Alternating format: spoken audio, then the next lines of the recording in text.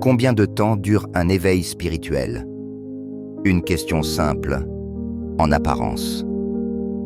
Pour certains, c'est une explosion soudaine de conscience, un moment d'éveil qui bouleverse tout. Pour d'autres, c'est un chemin lent, parfois douloureux, souvent silencieux. Mais y a-t-il vraiment un début et une fin? Et surtout, peut-on mesurer l'éveil en temps?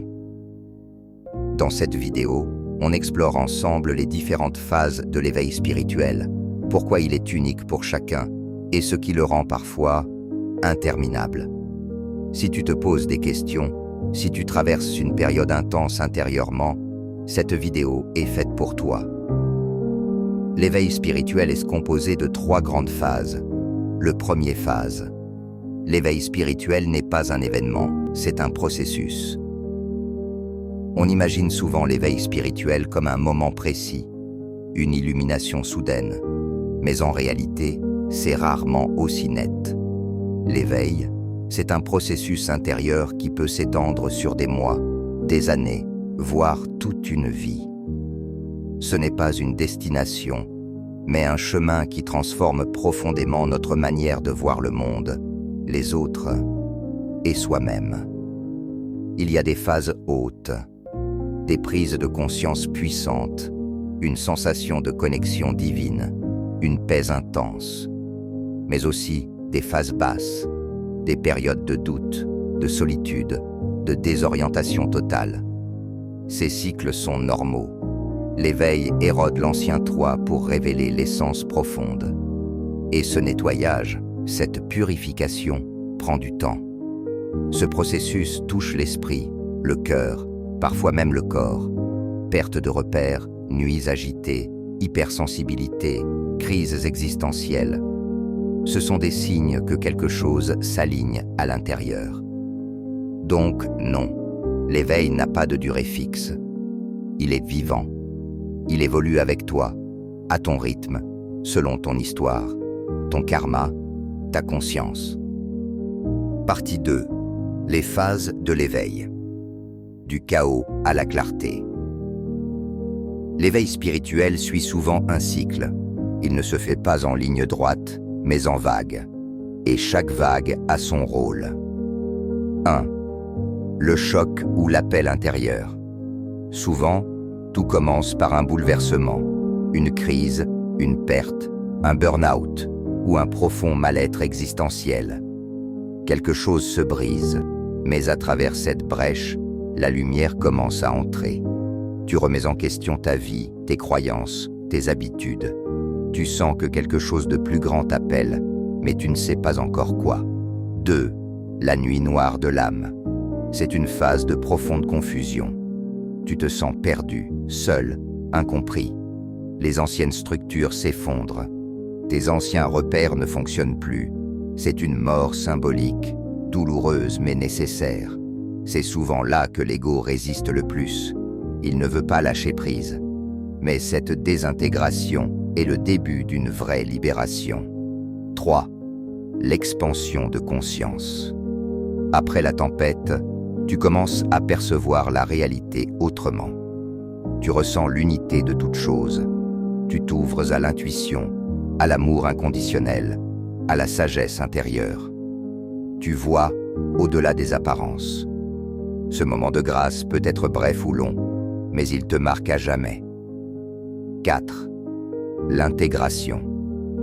C'est peut-être la phase la plus longue. Tu dois maintenant incarner ce que tu as découvert.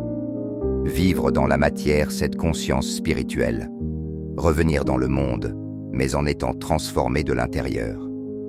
Tu ajustes ta vie, ton entourage, ton rythme, ta mission. Et ce travail d'alignement peut durer toute une vie. Partie 3. Pourquoi certains vivent un éveil soudain et d'autres progressif? Tu as peut-être déjà entendu parler de personnes qui disent avoir tout compris en une seconde, comme si une lumière s'était allumée d'un coup. Et toi, tu avances lentement, à travers doutes et remises en question. Alors, Pourquoi cette différence? L'éveil soudain. Certains vivent un éveil brutal. En une méditation, un rêve, un choc émotionnel, ou même sans raison apparente. Leur conscience bascule. Ils ressentent une unité avec le tout, une paix profonde, une clarté foudroyante. L'ego semble se dissoudre instantanément. C'est rare, mais réel. On appelle parfois cela un éveil kénosique ou un satori dans le bouddhisme zen. Mais attention, même après un éveil soudain, le travail d'intégration reste nécessaire. Sinon, on peut rapidement retomber dans l'ancien schéma. L'éveil progressif. Pour la majorité, l'éveil est plus lent, plus subtil, comme une graine qui pousse dans l'obscurité. Il se manifeste par des signes, des prises de conscience successives, des synchronicités, des lectures ou des rencontres marquantes. On avance étape par étape, souvent à travers des épreuves de purification et de transformation. Ce chemin demande de la patience, de la foi et surtout de l'humilité. Mais il est aussi très profond, car chaque pas est solidement ancré. Tout dépend de ton histoire d'âme. Le rythme de ton éveil dépend de nombreux facteurs. Ton passé spirituel, ton karma, tes blocages émotionnels, ta mission de vie.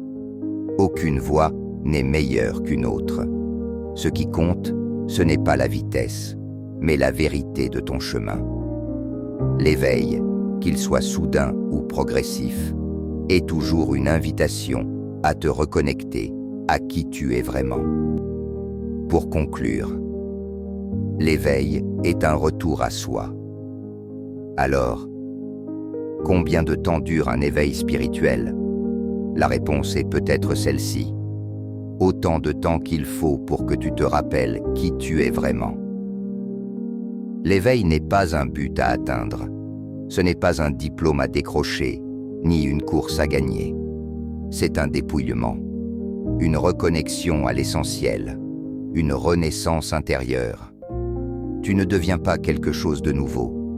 Tu retires ce qui t'empêchait de voir que tu étais déjà lumière, déjà conscience, déjà amour.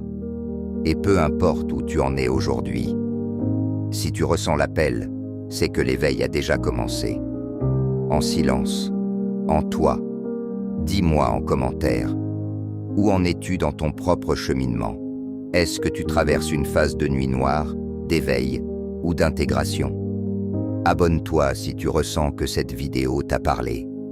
D'autres contenus arrivent pour t'accompagner dans cette transformation intérieure.